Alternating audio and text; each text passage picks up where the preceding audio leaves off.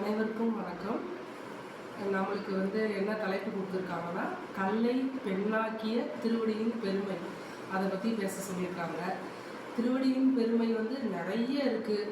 அகலிகைக்கு சாபம் நீக்கியது, விராதனை சொர்க்கத்துக்கு அனுப்பியது, வாலியை வதம் செய்தது, கம்சனை வதம் செய்தது, ராவணனை வீழ்த்தி நாட்டுக்கு திரும்பியது, அப்புறம் ஓங்கி உலகளந்தது, திரௌபதி மானம் காக்க போராடும் பொழுது அவளின் மானத்தை காக்க ஓடியது, பாண்டவர்கள் வனத்தில் இருக்கும் பொழுது எப்பொழுதெல்லாம் உதவி கேட்டார்களோ அப்பொழுதெல்லாம் ஓடி சென்று உதவியது. இந்த மாதிரி திருவடியின் பெருமை நிறைய இருக்குது. நம்ம இதில் இன்றைக்கி கல்லை பெண்ணாக்கிய திருவடியின் பெருமை, அதை பற்றி நம்ம இப்போ பேச போகிறோம். இங்கே கௌதம முனிவர் இருக்காங்க. அவங்களோட மனைவி அகலிகை. அகலிகை ரொம்ப அழகாக இருப்பாங்க. முனிவரும் அகலிகையும் நல்ல இல்லறம் நடத்தி நல்லா சிறப்பாக வாழ்ந்துட்டுருக்காங்க. இந்த இடத்துல இந்திரன் அகலிகை மேலே ஆசைப்படுறான். அகலிகையை அடையிறதுக்காக அவன் கௌதம முனிவர் மாதிரியே வேஷம் போட்டு முனிவர் இல்லாதப்ப அந்த ஆசிரமத்துக்குள்ளே வந்துடுறான். அகலிகையும் தெரியாமல் அவனோட சேர்ந்து இருந்துடுறாங்க. இந்த நேரத்தில் குளிக்க போன கௌதம முனிவர் திரும்ப வர்றாரு. 2 பேரையும் ஒன்றா பார்த்தோன்னா அவருக்கு கோபம் வந்துடுது. 2 பேருக்குமே சாபம் கொடுத்துட்றாரு. அப்போ அகலிகை ஐயோ நான் தெரியாமல் தவறு செஞ்சுட்டேனே, எனக்கு சாப விமோசனம் கிடையாதா அப்படின்னு அழுது புலம்புறாங்க. அப்போ முனிவர் தன் மனைவி மேலே இறக்கப்பட்டு, உன் மேலே எப்போ ராமரோட பாதை தூசி படுதோ அப்போ உனக்கு விமோசனம் கிடைக்கும் அப்படின்னு சொல்லிடுறாரு. அந்த நேரத்துலேருந்து அகலிகை ஒவ்வொரு நிமிஷமும் ராமரே நினச்சி தவம் புரிகிறாங்க. அந்த வழியாக ராமர், லக்ஷ்மணர், விஸ்வாமித்திரர் 3 பேரும் மிதிலை நகருக்கு போகிறதுக்காக வந்துட்டு இருக்காங்க. அப்போ ராமரோட பாத தூசி அந்த கல் மேலே படுது. உடனே அந்த கல் பெண்ணாக மாறி அகலிகை அந்த இடத்துல வந்துடுறாங்க.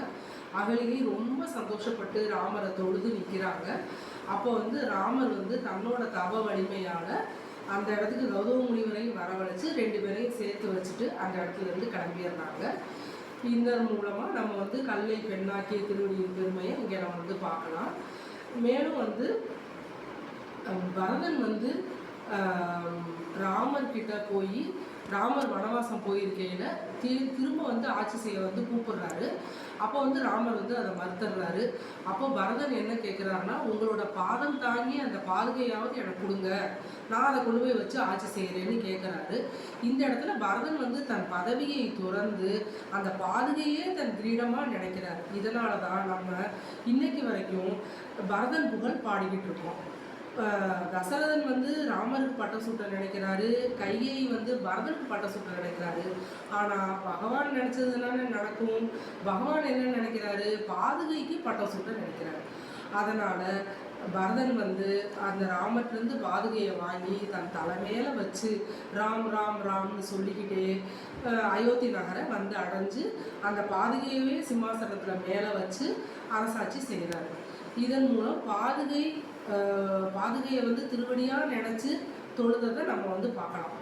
மேலும் இறைவனை விட சிறந்தது என்னன்னா இறைவனோட திருவடி தான். அந்த காலத்தில் என்ன சொல்லுவாங்கன்னா, அடி உதவுறது போல் அண்ணன் தம்பி உதவலன்னு சொல்லுவாங்க.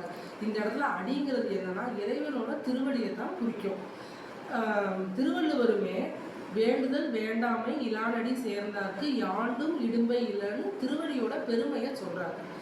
அதனால் நாம் எல்லோருமே இறைவனுடைய திருவடியை பற்றி நம்மளோட பாவங்களெல்லாம் போக்கி நம் வாழ்வு சிறக்க நாம் திருவடியை தொழுது வணங்குவோம்.